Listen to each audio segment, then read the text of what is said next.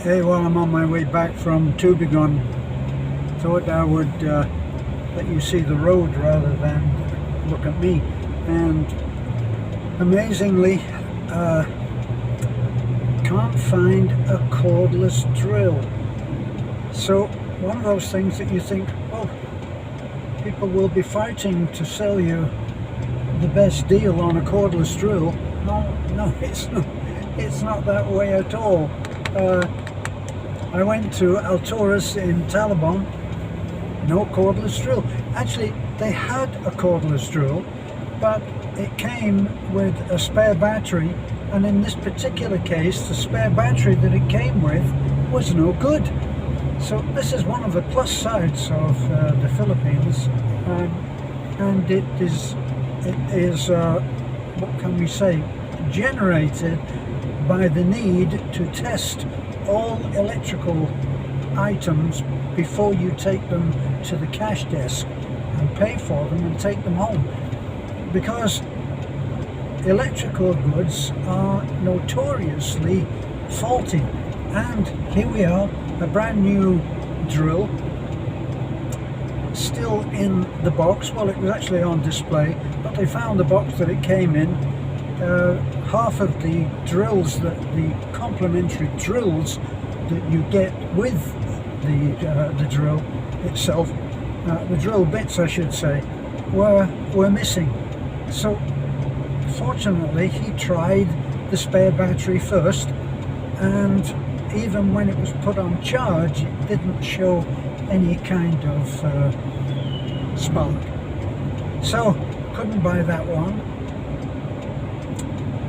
If I had used Beth's kind of reasoning, what I would have done is I would have probably bought that one and foregone the spare battery. But I didn't, and so off I trotted, and I drove straight down to Tubingen. Tubingen is an hour or an hour and a quarter on a Philippine road, which is like sometimes like a lifetime. So got to Alturas in Tubingen, and they don't have any stock.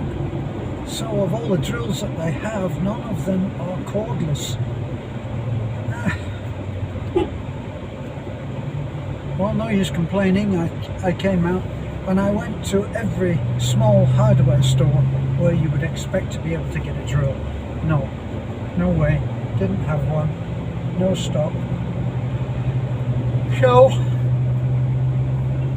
I'm back on the road to Talibon, and you can have a look at what driving is about, and you'll see the challenges that come up when I see them. Now I'm just having a look at how the camera is wobbling. Beth assures me that actually on the video it doesn't show it wobbling or shaking, so I'll just continue.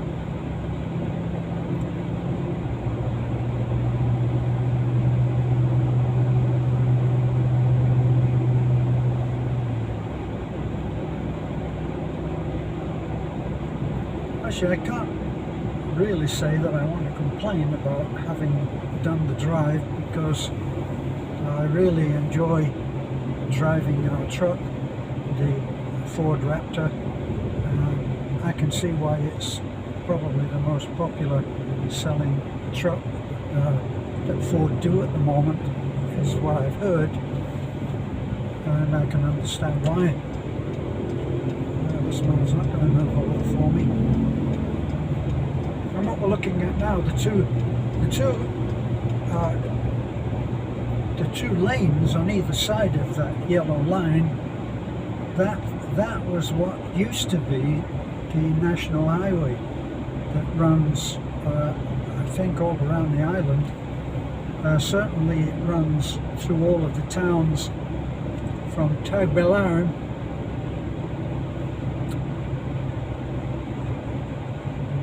right round, and it goes, sorry, I'm concentrating on the driving as well, and it goes up to Talibon, and then up to Trinidad, up to Albay, and round again. So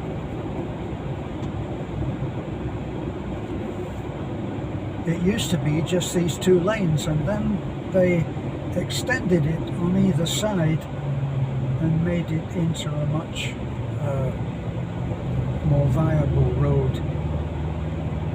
But you can still get the Philippine province mindset coming in when it's time to harvest the rice and dry the rice. They'll use that part on the right hand side to lay out the rice in the sun and dry it, and nobody complains and nobody rides over the rice. It's amazing.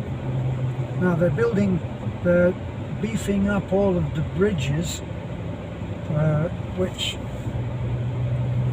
of late has been able to be seen to be the best idea, because one of the bridges has collapsed. Now next to it was a huge monolith of a bridge which was not quite ready to be opened, or at least they were, I think, procrastinating on it. And Beth and I had been over the old bridge that collapsed quite a few times of late, because we've been taking people from Obai up to the hospital in Tagbilaran, and very sobering thought to think that that bridge that we've sat on a couple of times eventually just collapsed and went into the river, which was quite deep. I think 4 lives were lost and some people injured.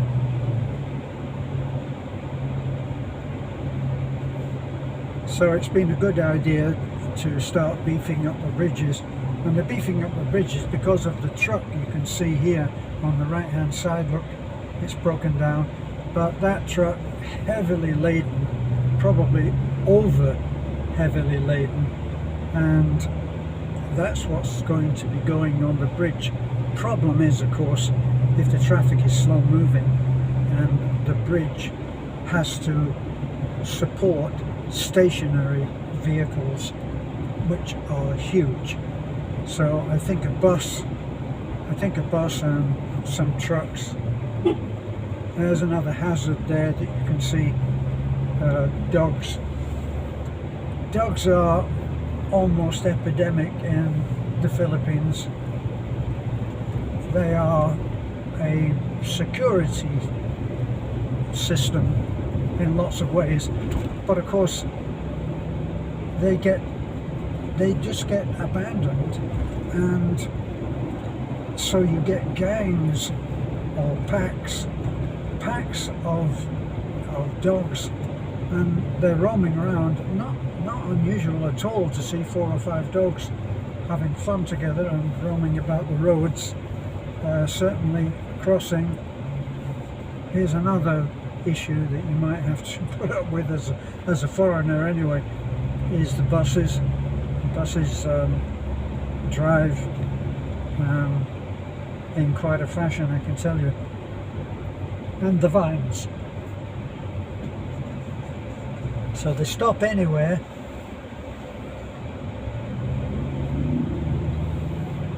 and just pull over barely, and you're expected to go around. If you get caught pulling around one when he's ready to set off, that's tough luck. You do what you can. This is a white van. White vans are another, what can we say, they're another high-risk factor on the roads in the Philippines. Certainly in our province, they are terrifying drivers. 100k is, I would think, almost a minimum. Now here you've got a guy who's just going to do a 3-point turn. He didn't look for a better place, because where you are is the best place. So they'll just pull out, and that's it. I had 2 or 3 of those today.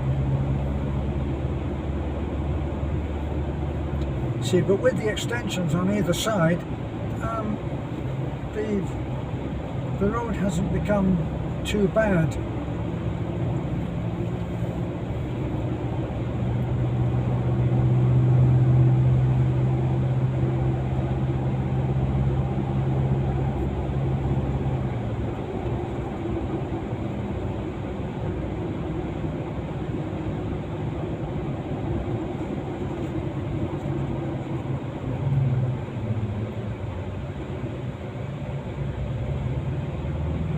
What I have noticed, it's hard to understand. Lots of things are hard for a foreigner to understand, simply because he doesn't realise, I think, he doesn't realise how highly trained he is. And he's highly trained, you might say highly conditioned, whichever way you want to judge it, but he doesn't realise that since he was only as high as his father's knee, he has been trained in a way of using the roads which allows for the rights of everybody. Whereas in the Philippines, there is no training on that.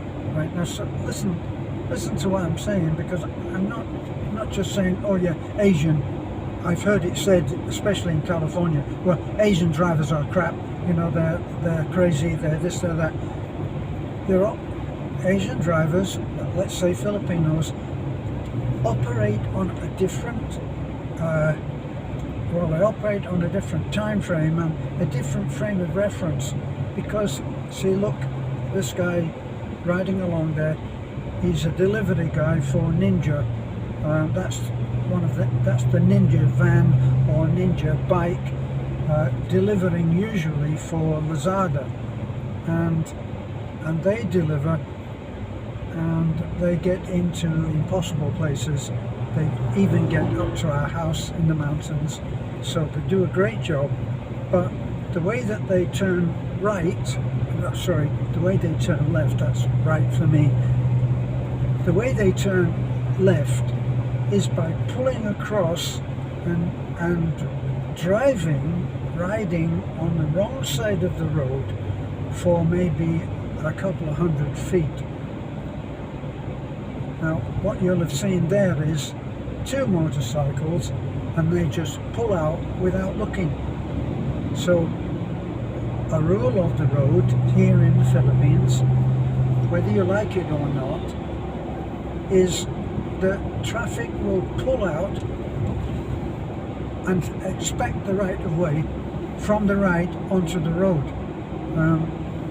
Not so often that they'll pull out and pull over and take the other side of the road, but they'll join the same right side of the road as you, and they'll do it without looking, and you will be expected to give way to them.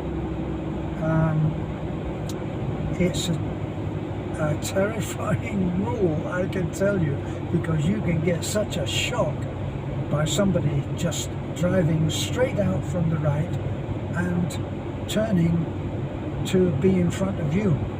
So whatever speed you're doing, it really doesn't matter.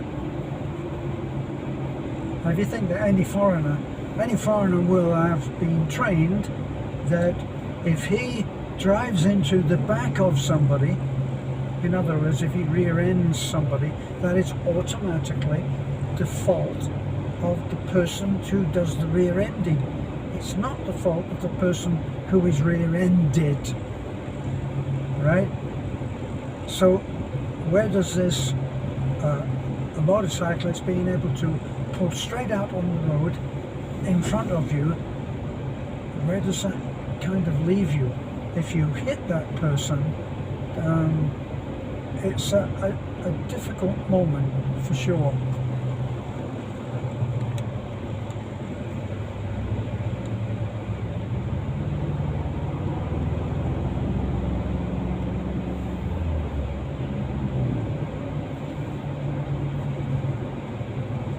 because of tricycles, we're right behind a tricycle now. Because of tricycles, what's the speed that the tricycle is doing? He's doing about 20k. So he's doing 20k. He's got his feet up on there, he's got a passenger, and he is driving what I call with a local mindset. He's just driving locally. He's not doing any great distances. He's taking that young woman that he had on board there, probably maybe another couple of miles, if that, and then he'll drop her and then he'll look for another fare.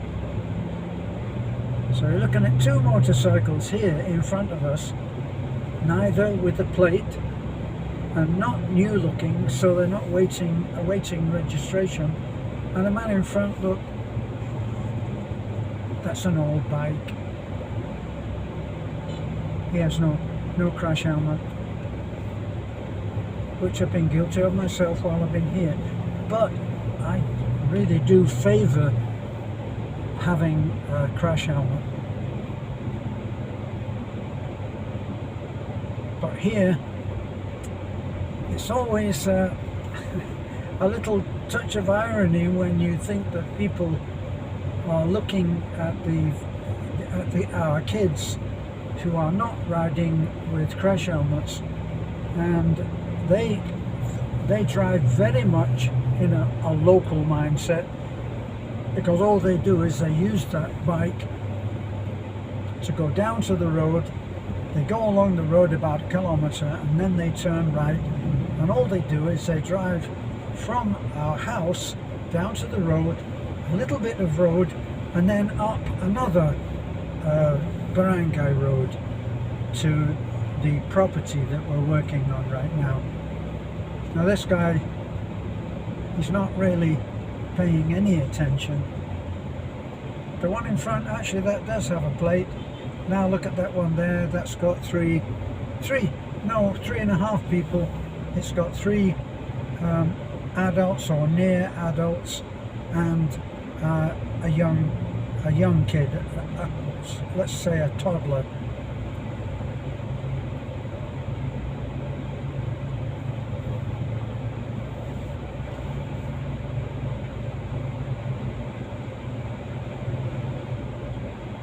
Well, that's good. He has a nice bright rear light. I'm going to pull around him because he's going to pull in the back.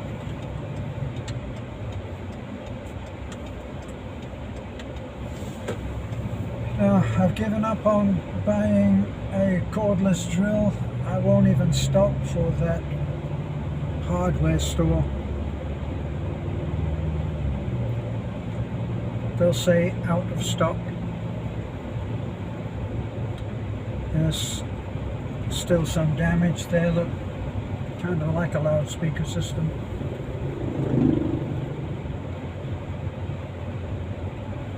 Of course, we're still seeing lots of damage, still seeing. Losing the roof was a regular thing.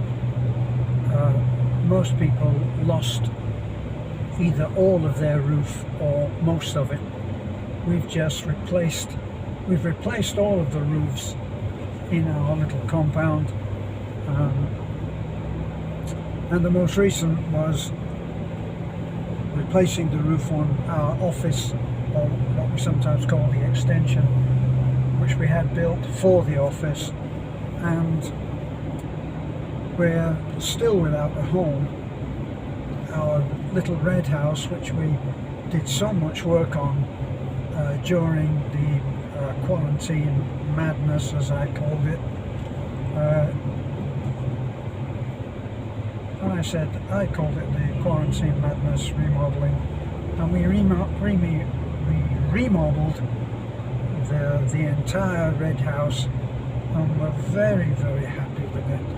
And then along came Odette, which was a super typhoon, and she was in quite a temper when she went through, and she rips the roof off entirely of the red house, and then what she didn't destroy was destroyed pretty well by the torrential rain. But actually today, well, let me see, last night, with the help of Rado, we lifted the bed, our four-poster bed, out. Because there's been a lowered ceiling there, it didn't actually come in for too much rain damage. So I took it to bits, and Rado gave me a hand to lift it out. We put it into just dry fit into the extension, which is where we're going to live. I bought the stuff for doing the work that's needed in the extension, just stuff like curtains and things like that. But the bed, Beth really wanted, she didn't like that bed settee, I would have called it, convertible couch or futon. She didn't like that, very thin mattress. So we're putting up with the big bed. It takes up a lot of room, but it is a large room, so not too bad.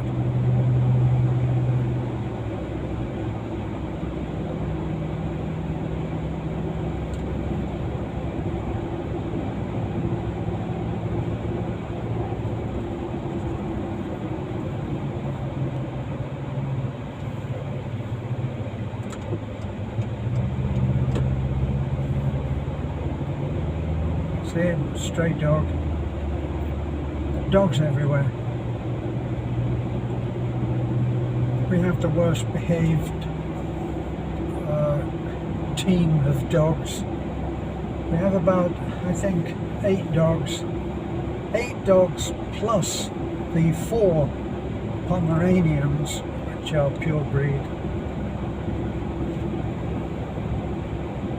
So the idea of having several dogs is that one dog will set off another, so it's impossible for anybody with evil intent to be able to silence one or maybe 2 dogs.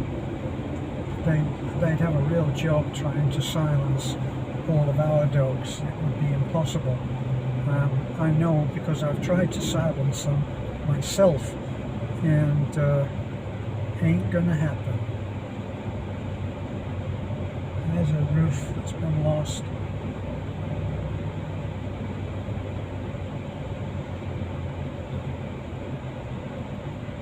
So the problem with driving on the national highway in the province is that you have the opposing mindsets. You have my mindset as I drive along in my truck, which is capable of cruising at a very comfortable speed even on these roads. But then we've got dogs and cats and kids,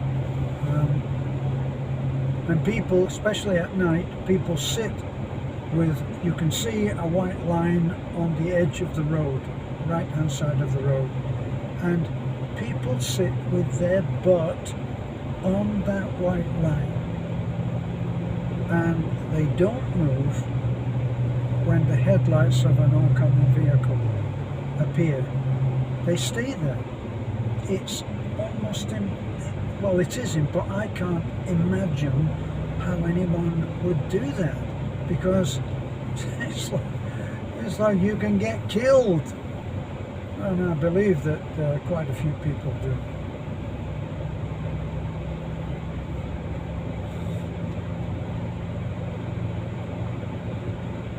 I once asked Beth, when I'd seen how badly these white van drivers drive, how fast they drive, no matter what, they overtake when people who are more faint of heart would not dream of overtaking.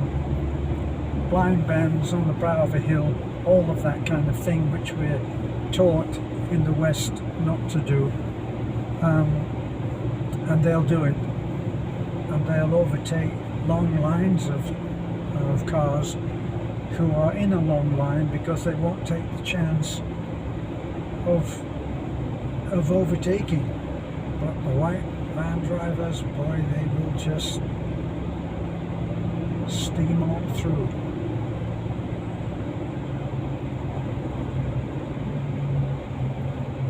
So the problem is trying to maintain a good speed. This is a reasonable speed that I'm doing here for the road and the conditions. I'm doing 60k. Don't ask me what that translates to in miles per hour, but we're doing 60. Now we've moved up now, there's a clear road. I've moved up to 70. Perhaps touching on 80 here and there. There's nothing else on the road, neither in front nor behind, for the moment. So, cruising at 80. Now, you've seen already in this video how the tricycle drivers, they're taxi drivers. Their job is to, if they're empty, is to scout out people who might be interested in having a ride with them that would be a fare. So they're looking, they're not trying to make it from To Be Gone to Taliban. They're just driving locally, and 20k is fine. So here I am right now doing 70, 75, coming up behind a motorcycle. The motorcycle's not so bad because they'll steam ahead. But one funny thing that I noticed is that if they see you behind them, which is rare, they'll actually pull over but slow down. But you can see here that they still occupy almost a third of the road, which means you can't overtake them. So here we're down to 30k, just under 40k. We're coming up to a brow and a bend. I call it that road.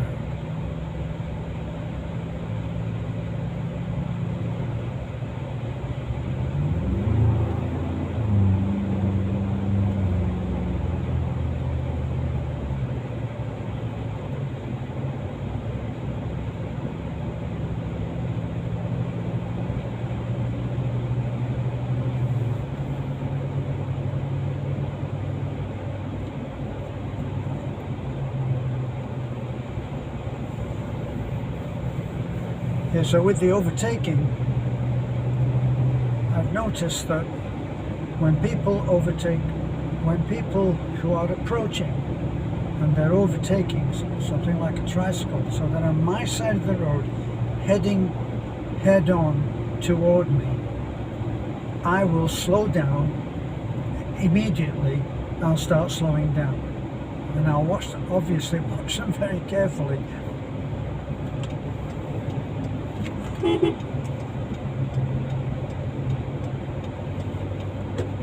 But I'll get ready to actually pull over into this side piece.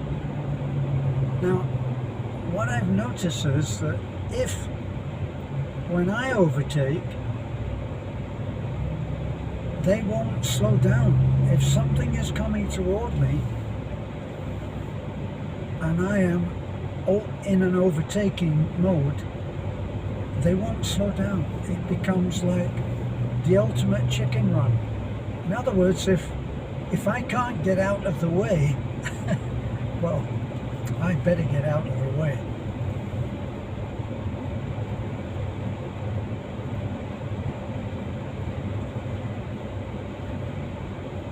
Well, then this is Buena Vista. Buena Vista is on the water. They've just built, although it was hampered, which I think you can see on the left there, they built a huge building. Look, they're repairing the roof now.